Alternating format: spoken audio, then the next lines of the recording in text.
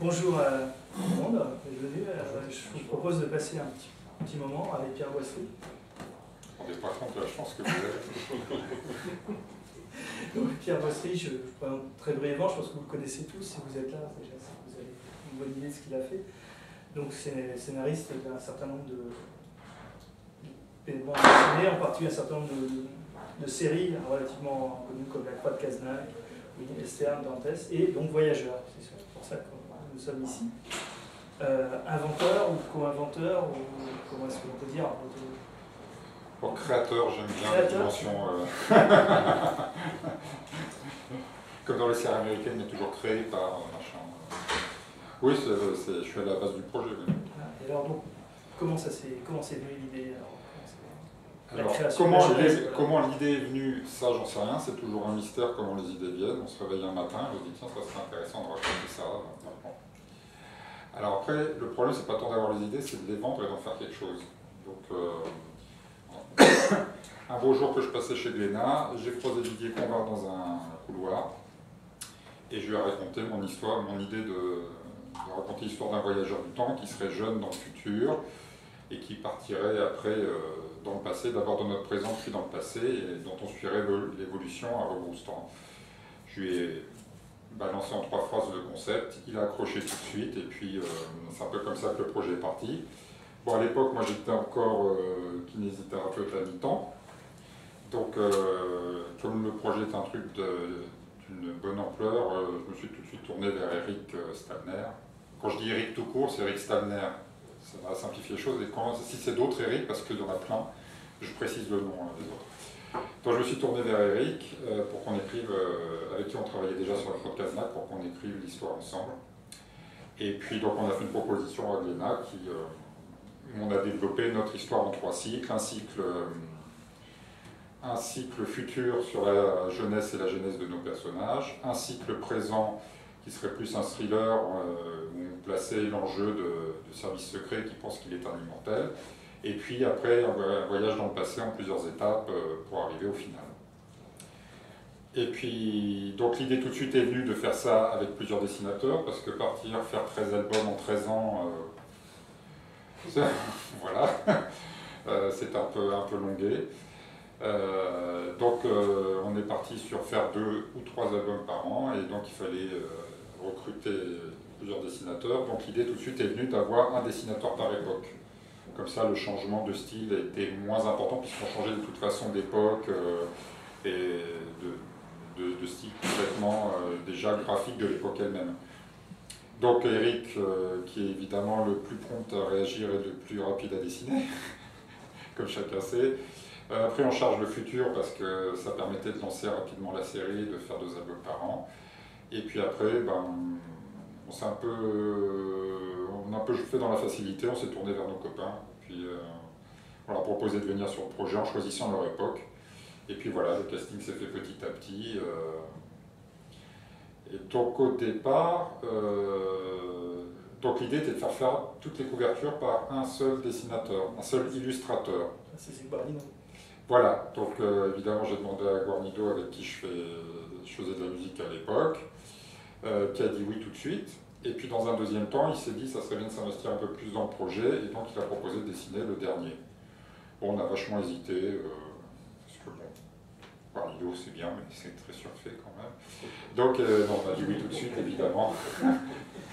On a dit oui tout de suite, et puis voilà comment les rôles se sont répartis petit à petit, et puis après on s'est mis au boulot, et donc on a démarré, cette histoire a démarré en 2004,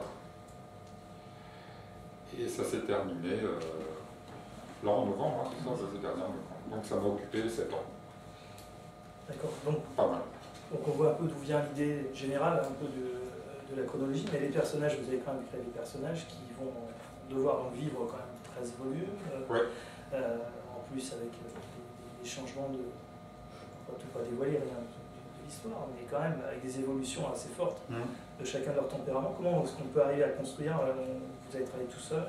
Non, là, j'ai tout écrit avec Eric. C'est ça qui est bien. Enfin bon, moi j'aime beaucoup faire du co-scénario, plus que du scénario. D'ailleurs, la plupart de mes bouquins sont des co-scénarios. parce que je trouve que c'est beaucoup plus pratique. Enfin, les personnages prennent vie beaucoup plus facilement puisqu'on parle d'eux avec une autre personne. Donc tout de suite les caractères apparaissent au fil de leurs actions. Et puis on a toujours l'échange avec le co-scénariste qui permet de se poser des questions et d'avoir des réponses immédiates sur nos personnages.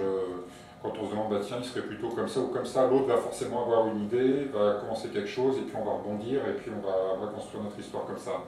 Donc avec Eric, ça fait, depuis qu'on travaille ensemble, je ne sais plus, 98, un truc comme ça, donc ça fait très longtemps qu'on travaille ensemble, donc on avait déjà notre habitude de travail, donc on a repris cette habitude de travail, et puis on a construit notre histoire ensemble. Voilà, et puis après, les choses, une fois qu'on a bien définir nos personnages, parce que c'est ça la base de tout bon scénario, c'est bien connaître ses personnages. Une fois qu'on les connaît bien et qu'on sait à peu près comment ils vont réagir, on n'a plus qu'à les balancer, puis ils se débrouillent un peu tout seuls, nous on suit, et les choses viennent à peu près naturellement. Une fois qu'on a le fil d'histoire, leur comportement dans le fil d'histoire se fait assez naturellement quand on connaît bien ces personnages. D'accord, bah, je propose qu'on voit un petit peu, qu'on parte en voyage, nous aussi, comme les personnages. Donc, les 4 premiers tomes se passent dans le futur, donc là, il a tout inventé, parce que le futur, c'est quelque chose que, pour l'instant, on ne connaît pas encore trop bien. Donc, on retrouve, bien qu'on retrouve certains concepts qu'on trouve dans d'autres univers de bande dessinée, je pense à Blue, je pense aux Eaux de Mortelune, des choses comme ça qui ressemblent un petit peu à... c'est quand même une espèce de sorte de fin de monde que vous décrivez. De fin de civilisation, on va dire. Plus que de fin de monde, ouais. C'est votre vision de la vie? Oui. Ma vision très optimiste de l'évolution de notre civilisation, et je pense qu'on a malheureusement la confirmation un peu tous les jours. En fait, avec Eric, c'est pareil, on a réfléchi un petit peu sur l'état actuel des choses, et puis comment on pensait que les choses allaient évoluer. En plus, on s'est un peu documenté sur les visions du futur qu'avaient certains organismes et tout, on a pris un peu tout ça. Et puis, une fois de plus, en discutant, on a essayé de construire des choses telles qu'elles nous semblaient évoluer naturellement. Et puis, il se trouve que sur certains points, on n'avait pas tout à fait faux, particulièrement sur les conglomérats qui rachètent des villes et des États. C'est ce qui est en train de se passer en Grèce, par exemple, où ils sont en train de vendre leur port, bientôt leur monument, ou en Islande qui vend des bouts de territoire. Donc, bon, voilà, comme quoi, j'espère que ça ne va pas se terminer aussi mal. Mais, sur le carburant aussi. Et sur le carburant aussi, puisqu'en fait, nous, on a battu une partie de nos hypothèses sur la fin du carburant, et c'est un peu ce qui se met le chaos. Et comme on n'a pas l'air de se réveiller très vite pour en sortir actuellement, c'est forcément ce qui va se passer à un moment ou à un autre aussi. Alors oui, j'ai pas une vision très optimiste des choses. Heureusement, Eric l'a beaucoup plus que moi. Donc ça a un peu contrebalancé les choses, et on a trouvé une espèce d'équilibre comme ça. Donc il n'y a pas vraiment d'espoir en fait. Je parle dans la partie future. Oui, oh si, non, en fait non. Non. Bon, alors on va laisser le futur où il est. Si on se tourne vers le présent, alors le présent c'est 4 tomes complètement différents effectivement, ouais. des 4 premiers, qui ont une approche effectivement plus politique, on va dire. Oui, l'idée c'est de faire un thriller. En fait, voilà, maintenant je retrouve. Ma toute première idée dans Voyageur, c'était justement l'idée d'avoir un voyageur du temps qui était passé un peu à toutes les époques et qui avait laissé des traces de son passage, donc, comme on a vu, des peintures, des sculptures et tout. Et des gens qui avaient découvert ça dans notre présent pensaient que c'était un immortel, alors que c'était un voyageur du temps. En fait, mon idée de base, c'était ça. Maintenant, je m'en rappelle. Donc, l'idée de base, c'était ça. Et effectivement, c'est à partir de ça qu'on a développé l'ensemble de la structure du récit. Donc oui, l'idée, c'était de faire un thriller avec une grosse course-poursuite où, effectivement, le voyageur du temps arrive dans le présent. Et il y a déjà des organismes qui ont collecté toutes les traces de son passage dans le passé et qui pensent que c'est un être immortel qui traverse les âges. Donc, il est très attendu parce que quelqu'un qui est immortel et qui peut livrer le secret de l'immortalité, ça intéresse forcément beaucoup de monde. Et alors on trouve du tout, on trouve un état un petit peu, on va dire, gangréné par des politiciens, on trouve même une approche théologique du phénomène quand même. Oui. Et c'est la chose qui m'a le plus surpris dans cette histoire, c'est l'explosion de Bercy. Pourquoi Bercy? Pourtant, je ne paye pas tant d'impôts que ça. Non, mais c'est toujours la même chose. On cherche un lieu. On cherche justement à étonner un petit peu le lecteur et à faire. On voulait qu'il y ait un attentat qui soit commis, un attentat assez politique qui soit commis. Donc, qu'est-ce qu'on peut faire sauter? Qu'est-ce qui peut être spectaculaire à faire sauter? Bon, l'Élysée, tout ça, bon, oui, pourquoi pas, et tout. Puis, un jour, je passais sur le quai en voiture, et puis il y a Bercy avec ces deux piliers qui sont sur la Seine et tout. Je me suis dit, tiens, ça serait pas mal de faire sauter les piliers, puis il y a tout qui s'écroule dedans. C'était assez graphique, donc voilà, Bercy. Puis il fallait zigouiller un ministre. Il me semble qu'à l'époque où j'ai écrit le truc, le ministre du budget, des finances, s'appelait Nicolas. Je sais plus quoi. Voilà. D'accord. Donc c'est plus graphique. Il ne faut pas chercher un message subliminal. Non, c'était vraiment l'aspect graphique du bâtiment. Oui, en plus, oui. Non, mais le bâtiment au-dessus de la Seine qui tombait dans la Seine, je trouvais ça assez sympa. C'est vrai que le boulot du scénariste, c'est aussi de donner de l'intérêt au dessinateur, lui donner des trucs à dessiner qui sont intéressants. C'est vrai que si ça tenait qu'à moi, les gens qui discutent, je les mettrais dans un bureau sur des chaises et ils discutent. Mais c'est super chiant à dessiner. Donc on essaye toujours d'externaliser les scènes, de trouver des lieux intéressants, des choses graphiques qui intéressent le lecteur aussi pour qu'il y ait de la matière de dessin et tout, parce qu'il n'y a rien de pire que deux personnages en champ contre champ constamment. Voilà, c'est comme si on faisait 6 pages sur ce qui se passe ici dans cette scène, dans cette salle, donc c'est pas très intéressant. Donc à chaque fois on cherche où est-ce qu'on peut être, et puis comment vraiment on voulait consacrer toute la série à Paris. Et Bercy c'était chouette, en plus le pont à côté, le palais Omnisport, donc il y avait pas mal d'autres choses à dessiner, et le lieu est intéressant graphiquement. D'accord, donc je voulais justement poser une question. Alors effectivement Marbon devait être avec nous, donc sur comment il avait fait ses dessins. Après, il faut aller là-bas avec les appareils photo numériques. Alors ça, c'est une grande avancée pour les dessinateurs, parce qu'on peut prendre 150-200 photos des lieux, plus Google Maps, plus tout ce qu'on trouve sur Internet. Là, la quantité de documentation est inépuisable maintenant. Donc je pense que Marc est allé passer pas mal de temps là-bas à prendre des photos. Et, comme on avait fait à l'Observatoire avec Eric, on était monté à l'Observatoire de la Sorbonne. Il se passe pas mal de scènes dans le futur. Donc on avait contacté la Sorbonne, qui nous ont fait visiter tous les bâtiments. On est monté à l'Observatoire, on a pris plein de photos, donc on avait beaucoup de docs aussi qu'on est allé chercher sur place. Pareil pour l'Hôtel-Dieu. On est allé à l'Hôtel-Dieu avec Marc, il y a aussi la scène qui se passe à l'Hôtel-Dieu. Donc tous les repérages, on les a fait ensemble, on a pris les photos, Notre-Dame, pas mal cette photo. D'accord, le travail du scénariste, c'est aussi d'aller sur le terrain oui, ça dépend. Je peux dire aussi au dessinateur, je peux donner des lieux, puis je laisse se démerder, mais bon, j'aime bien aller sur place. Ça me permet aussi de construire la scène, de voir comment les gens peuvent bouger. Dans le prochain Dantès, il y a une scène qui se passe sur le toit terrasse à Tour Montparnasse, donc j'y suis allé, j'ai fait des repérages, j'ai pris des photos, j'ai imaginé comment ils montaient, ils descendaient, par où ça passait et tout, donc ça donne plus de crédibilité à la scène, et puis voilà, l'action est plus sympa. D'accord, je propose de replonger dans le passé maintenant. Alors, vous avez des questions à poser sur cette partie-là, parce que c'est quand même vous faites partie de Mon public. Voilà. Donc là, pour le passé, c'est relativement différent des deux premières parties, encore une fois, parce que ce soit le futur ou que ce soit le présent, c'était un dessinateur, une unité plus ou moins de lieu et de temps. Bon, le lieu, c'est Paris de toute manière, mais une unité de plus ou moins de temps, alors que là, on va trouver une époque par album. On va rentrer dans autre chose.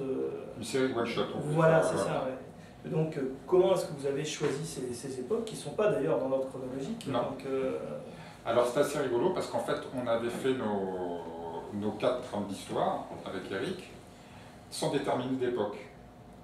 Et en fait, chaque dessinateur qui était volontaire pour travailler, enfin volontaire, c'est complètement con de dire ça, chaque dessinateur qui a voulu venir travailler avec nous a choisi son époque. Et après, on a adapté chaque scénario à l'époque qui avait été choisie par le dessinateur. Donc Lucien a fait le passé, Stéphane au début, ça devait être Sylvain Vallée qui ferait la Seconde Guerre mondiale, mais du coup, il était parti sur autre chose et bon, la Seconde Guerre mondiale, ça suffisait. Et donc Stéphane a été intéressé, Siro a été intéressé pour faire la Seconde Guerre mondiale. Éric Lambert a choisi naturellement Louis XIII parce que c'est son époque de prédilection et tout. Et puis Éric Liberge, l'Antiquité. Et au départ, le synopsis de l'Antiquité était prévu plus pour le XIIIe siècle. C'est-à-dire le combat de gladiateurs, c'était des duels, et puis finalement on a interverti des histoires, donc on a un peu jambé sur les trucs pour que chaque époque soit bien en phase avec le synopsis. Oui, il y a quand même des scénarios qui sont très en phase avec leur époque. Si on prend la Deuxième Guerre mondiale, ouais. Il y a quand même... Ah ben là, je me suis bien éclaté sur celui-là, parce que c'était en fait l'idée de cette histoire, c'était vraiment d'entrer dans la tête de Fiche et de gratter le personnage, son fonctionnement et tout. Et comme bon, on était dans un environnement assez violent, cela dit, les autres époques n'étaient pas de tout repos non plus. Donc là, ça permettait d'aller au fond du truc, avec, en plus, c'était même pas une époque particulière, c'était vraiment un moment très précis de l'invasion de Paris par les Allemands. Donc c'était vraiment, ça se passe sur 3 ou 4 jours, dans un laps de temps très court. Mais alors, si je remonte à la source, étant donné qu'on voit déjà ces photos, ces images, oui, ces gravures dans les premiers tomes, ça veut dire que ce dont on vient de parler, ça s'est fait avant, ça s'est vu tout à fait en amont. Ah bah oui, bien sûr. Oui. C'est-à-dire que quand Eric a dessiné le premier tome, les quatre parties du passé étaient déjà réparties et les synopsis étaient faits sur chaque période et tout. Les gens le savaient déjà. Oui. Non, on a vachement bossé avant. Hein. Donc contrairement à ce qu'on est habitué de penser, nous, lecteurs, les livres n'ont pas été vraiment écrits dans l'ordre dans lequel nous on les lit. Bah, là, dans ce cas-là, non, pas forcément. Là, on est obligé de toute façon de tout faire un petit peu en parallèle. Surtout qu'au départ, notre première intention dans le projet, c'était de sortir les 3 tomes en même temps. Tome 1 du passé, tome 1 du présent, tome 1 du futur en même temps. Et puis l'éditeur n'a pas voulu. Les libraires n'étaient pas très chauds non plus. Enfin bon, c'était compliqué. Ça, c'est pas... Toujours dit, ça n'a pas fait. Donc on a été obligé de réécrire l'histoire en fonction de ça. Mais sinon, au départ, l'idée c'était que les 3 séries évoluent en parallèle. Voilà. Ce qui est un jeu d'écriture génial. On s'était bien amusé à faire ça. Mais bon, mais qui était très compliqué aussi, hein, parce qu'il ne fallait jamais avancer sur les 3 séries en même temps sans jamais révéler dans une série ce qui allait se passer ou ce qui s'était passé dans l'autre. Enfin bon, voilà, c'était assez sympa. Et finalement, bon, on a tout changé, puisqu'on a publié les choses de façon linéaire, mais c'est pour ça qu'au départ, les 3 séries devaient se faire en même temps. Donc c'est pour ça que tout était prêt de toute façon en amont. D'accord, ça explique un peu l'amnésie de Lou. Ah oui. Voilà, d'accord. Enfin, c'est un peu pratique. La grosse ficelle de tous les scénaristes, mais qui fonctionne bien. Donc ça vous a permis, en fait, quand même malgré tout, de revisiter des moments du passé. Oui, bah, après, ce qui est intéressant dans la BD, c'est que... Et je crois que c'est assez unique aussi dans la série télé, ça doit être à peu près pareil, c'est-à-dire qu'on peut commencer à publier une histoire sans qu'elle soit finie d'écrire, ce qui nous permet, nous, contrairement au film, il faut que l'histoire soit faite et puis il sort, ou un bouquin, il est terminé quand il sort. Et ce qui nous permet à nous, dans la BD, de continuer à faire évoluer nos personnages, à continuer à réfléchir à l'histoire, de bien intégrer ce qui s'est passé, de voir les réactions un petit peu, de nous digérer l'histoire, et puis de continuer à l'écrire au fur et à mesure. C'est un médium super évolutif, dans lequel on a une liberté d'écriture remarquable, et ça c'est très agréable. Ce que je voulais dire, c'est qu'on est parfois à la limite de l'Uchronie, pour revenir sur oui. 1940. Oui, et en même temps, comme tout ça reste un peu de l'histoire secrète, ça aurait pu se passer sans que ça change. On n'a pas changé les événements historiques. Justement, c'était une des choses qu'on s'était fixé avec Eric dès le départ, c'est-à-dire qu'on n'a jamais voulu changer les événements historiques qui se sont déjà passés. Bien que vous ayez un personnage qui en ait fortement envie, lui. Oui, bien que, voilà, puisque tout l'enjeu est là, c'est-à-dire il y en a un qui veut changer le passé pour modifier le futur, et l'autre qui doit l'en empêcher parce qu'il pense que si on modifie le passé, ça va tout foutre par terre et le monde va cesser d'exister. Donc oui, donc à partir de là, on n'a jamais voulu jouer avec les concepts historiques, avec l'histoire Oui, l'histoire officielle et les événements tant qu'on les a connus.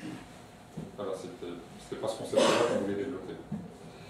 Alors, donc ça, ces 3 séries forment donc 12 tomes, et il y en a un dernier tome, donc Oméga, oui.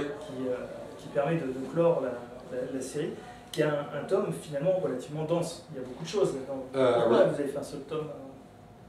Ah ben c'était prévu comme ça. Alors bon, la seule chose qui n'était pas prévue, c'est éventuellement on aurait bien fait un truc plus gros, quoi, 56 ou 64 pages. Ça s'est pas fait pour plein de raisons économiques d'une part, et puis de temps pour Wanro et tout. Donc voilà, on avait tous nos éléments sur la table, et puis on s'est assis à table avec Wanro, et puis on s'est démerdé pour tout faire rentrer dans un seul tome. Qui est dense, mais qui ne me semble pas indigeste. Mais en fait, je ne suis pas mieux placé pour juger non plus. Donc voilà, mais c'est vrai qu'il y avait énormément d'informations à faire rentrer dedans pour boucler la boucle et pour résoudre tous les fils d'histoire qui étaient tendus dans tous les tomes. Et en particulier, il y a quelque chose qui apparaît de manière fugace, parce qu'on doit le voir sur 3-4 pages, c'est cette autre terre, cet autre univers, et donc qui disparaît pratiquement aussitôt qu'il est arrivé. Alors après, ils continuent leur vie là-bas, on ne sait pas ce qui se passe. Mais... C'est-à-dire qu'on avait... Non. Non, c'est pas très important dans l'histoire elle-même. Ce qui était important pour moi de montrer, c'était qu'on met une humanité sur une planète, et malheureusement, ça finit toujours un peu pareil, quoi. Donc c'était plus ça le but du jeu. Et c'était surtout pour répondre à ce qu'on avait fait dans le tome 2 ou 3 du futur, je ne sais plus, quand il y a un des petits clones qui part sur la planète et qui revient en sale état, et on ne savait pas pourquoi. Là on explique pourquoi, voilà. Et on comprend aussi toute la démarche qu'a eu Markovic. on comprend toute la démarche de Markovic. Pourquoi il a fait tout ça, parce qu'en fait, lui, il pensait qu'il avait trouvé une planète habitable et qu'il allait pouvoir déplacer l'humanité pour recommencer à zéro et refaire les choses bien. C'est pour ça aussi qu'il fait en sorte de précipiter la chute de notre monde, qui s'en sort très bien tout seul aussi. Il n'y a pas besoin de problème. Alors, voilà, donc on a revisité un petit peu tout cet univers, tous ces volumes. J'ai juste encore une question à poser sur un détail moi, qui m'a marqué à travers tous ces tomes, c'est la présence des femmes. Il y a des femmes partout, tout le temps, et finalement, bon, à part peut-être une, à part Nora, c'est toujours le côté féminin et toujours le côté posé, calme, enfin, elles sont bonnes, les femmes. Il n'y a jamais de mauvaises... c'est jamais les méchants. Bon, dans Voyageurs, non, pas tellement. Dans Dantès, elles ne sont pas toutes gentilles. Oui, mais c'est vrai que, bon, on ne peut pas dire qu'à part Margaret Thatcher, dans l'histoire du monde, il y a eu vraiment des... C'est pas à cause des femmes qu'on en est là, quoi, dans l'ensemble. À part Margaret Thatcher. Donc, mais était-ce une femme? C'est une bonne question. Donc oui, moi je suis toujours un peu à pousser à rajouter des personnages féminins parce que je trouve que la BD est un peu trop machiste dans le fait qu'elle propose surtout beaucoup de héros qui poussent les histoires plus que les héroïnes, et souvent elles sont là pour faire de la figuration. Et donc moi j'aime bien leur donner justement un rôle plus de régulation, parce que c'est pas très beau hein, comme terme, mais un rôle effectivement, comme tu disais, d'apaisement et de prise en main des situations, et elles sont un peu là pour arranger les conneries qu'on fait quand même. On va dire ça comme ça. Je pense pas que grand monde va me contredire ici.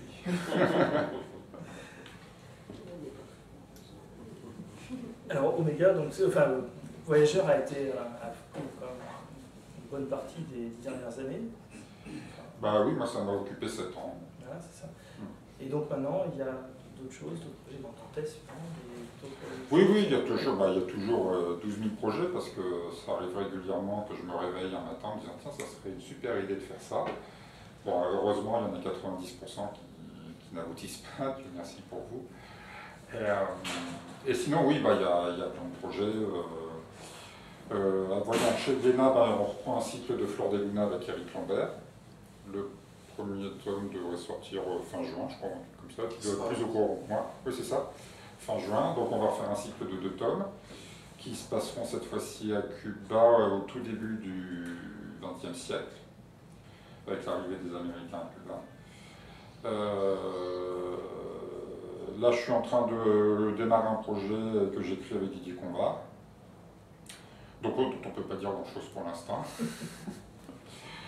Et puis, je devrais faire un bouquin avec Eric Liberge aussi chez Glénat. Et puis, j'ai la série avec Lucien qu'on est en train de terminer. Et chez Dargaud, ah bah oui, voilà, chez Dargaud, on se lance dans un gros projet aussi. Tu vois, tout à l'heure, je te disais que non, je voulais plus en faire. Bah si, en fait, je vais en faire. Donc, je co-scénarise avec un ancien journaliste des Échos, ici présent, et donc il va s'appeler La Banque, qui est une grande saga familiale dans le milieu bancaire de 1815 à nos jours, où en fait, à travers l'histoire de plusieurs familles, entre autres de banquiers, on va s'appuyer sur les grands événements économiques de ces 2 derniers siècles, et les événements réels économiques, et expliquer un peu comment ils ont fasciné le merveilleux monde dans lequel nous vivons aujourd'hui. Voilà. Je dois avoir d'autres trucs, j'ai d'autres projets chez Dargaud. Il y a Dantès, où on va redémarrer. Donc le 6e tome clôt la série de base. Il va sortir fin août. Et on va redémarrer pour un cycle de 2 tomes pour une nouvelle histoire après. Puis voilà, hein, c'est bien. Et puis je continue à faire des bouquins un peu, comment on dit, de PT, politique, enquête. J'ai fait la droite et la gauche avec Frédéric Ploquin et Pascal Gros, et là on va faire un livre sur Marseille. En essayant de ne pas se faire dézinguer avant la fin du livre. C'est-à-dire, au départ, on voulait faire la Corse, et puis on s'est dit que ça allait être un peu dangereux. Donc on a fait Marseille. C'était pas forcément la meilleure idée, mais bon. Voilà. Non, en ce moment, c'est pas plus calme. On dirait qu'il y a un match entre les deux, là. Ça, c'est chaud. Parce qu'il y a bien, c'est qu'à Marseille, on retrouve les Corses quand même. Donc, ouais. Et c'est intéressant parce que il y a cette espèce de microcosme dont on va un peu dépiauter le fonctionnement, où tout est imbriqué. Je ne sais pas s'il y en a quelques-uns qui ont déjà vu la série The Wire sur Écoute, qui raconte comment les choses se passent à Baltimore aux États-Unis et qui décrit justement toutes les collusions qu'il y a entre les mafias, les syndicats, les politiques, la presse, enfin tout le système et tout. Et donc on va un peu dépiauter le système marseillais en expliquant un peu les relations qu'il y a entre tout le monde et comment ça se passe. Dans la joie et la bonne humeur, évidemment. Avec Ploquin, Pascal Gros aussi. On repart, oui, Ploquin il est intarissable sur le sujet, c'est son sujet de prédilection. Il connaît tout Marseille, donc on n'hésite pas pour. Et puis bon, il y a d'autres projets dans les cartons, qui sont pour l'instant dans les cartons, donc on va les laisser où ils sont là. Voilà. D'accord, merci beaucoup. Vous avez des questions à poser, des choses à dire, une question. Une question, oui, on peut en avoir une. C'est, j'aurais voulu savoir quelle est, en fait, tu as travaillé du coup avec 7 dessinateurs. J'aurais voulu savoir comment ça s'était passé au niveau organisation, au niveau. Est-ce que tu leur as déjà fourni Eh ben, ça dépend des dessinateurs. Avec Eric, comme on fait le scénario ensemble, donc on fait le scénario ensemble en discutant. Après, moi je révise un synopsis vraiment très costaud, en décrivant chaque scène. Enfin, c'est plus un séquencier qu'un synopsis. À partir de là, lui, il fait son découpage et il dessine tout seul dans son coin, et je fais les dialogues après. Aspirant scénariste, ne travaillait jamais comme ça. Donc, bon, ça, c'est le mode de fonctionnement que j'ai avec Eric, mais il n'y a qu'avec lui que ça peut vraiment marcher, parce qu'on fait l'histoire ensemble déjà, on sait de quoi on parle, et puis on se complète bien. Enfin, et puis après, selon les dessinateurs, il y en a qui voulaient du scénario très découpé, quasiment avec des plans, des dialogues et tout avancé, et puis il y en a d'autres qui voulaient des choses beaucoup plus lâches, moins coercitives. Mais par contre, pour tous les autres albums, j'ai fait les dialogues avant le dessin. Mais comme je fais aussi le lettrage de mes albums, je retravaille toujours le dialogue en faisant le lettrage pour avoir la dernière patte et bien retravailler mon dialogue en fonction de la planche pour que tout ça coule bien, que ce soit pour chaque album, tu leur fournissais une histoire complète, c'est-à-dire que dès l'instant avant qu'ils commencent quoi que ce soit, ils savaient où ils allaient ou pas? Jamais. Ils ont le synopsis de l'histoire, c'est-à-dire ils savent exactement ce qui va se passer et tout, mais je donne jamais ça, j'ai jamais réussi. Je pense que je réussirai jamais. Je donne pas, il y a des scénaristes qui filent les 46 planches découpées et tout d'un seul coup à leur dessinateur, moi je sais pas faire ça. J'ai besoin, ce que je disais tout à l'heure, j'ai besoin de laisser les choses vivre, avoir des planches, en discuter avec le dessinateur. Une fois de plus, j'aime bien le côté collaboration de la BD, donc j'aime bien aussi me mettre autour d'une table avec le dessinateur et puis de prendre le scénario, comme j'ai pu faire avec Randro sur le 13, l'Oméga, où on a pris... oui, comme on fait sur la banque aussi. Où on a pris tout le scénario avec Randro, on s'est foutu autour d'une table, on a dit bon alors cette scène on l'a fait comme ça, on découpe, on a fait quasiment le découpage ensemble pour préparer les scènes. Est-il arrivé de refaire des planches parce que tu n'étais pas du tout, ça ne correspondait pas du tout à ce que tu attendais? Des planches non, des dessins oui. Des planches non, c'est rare quand même qu'il y ait des changements, ou alors je demande au dessinateur de me faire la suggestion avant. S'ils veulent changer des choses, il n'y a pas de problème, il faut m'en parler avant, et je ne suis pas toujours d'accord. Ça peut poser des conflits parfois avec certains dessinateurs. Sinon, non. La question n'était pas anodine. Oui, j'entends bien. J'entends bien. Et puis après, tous les dessinateurs ont leur caractère. Moi, j'ai le mien aussi, qui est plutôt souple dans la collaboration. Il y a juste un moment, il ne faut pas me faire chier. Voilà. Mais bon, sinon, une fois de plus, la BD, c'est des choses d'hyper évolutives. Et quand on fait des suggestions qui viennent à bon escient et qui sont argumentées, au contraire, c'est toujours pour le bénéfice de l'histoire et faire avancer les choses et améliorer le récit. Si ce n'est pas pour le bénéfice de l'histoire, je dis non. Après, si le dessinateur est intelligent, il le comprend. Puis s'il est moins, il ne le comprend pas. Voilà. Si tu nous entends. Voilà. D'autres questions, des remarques? C'était une question pernicieuse. Oh, merci. Eh bien, merci à vous. Voilà.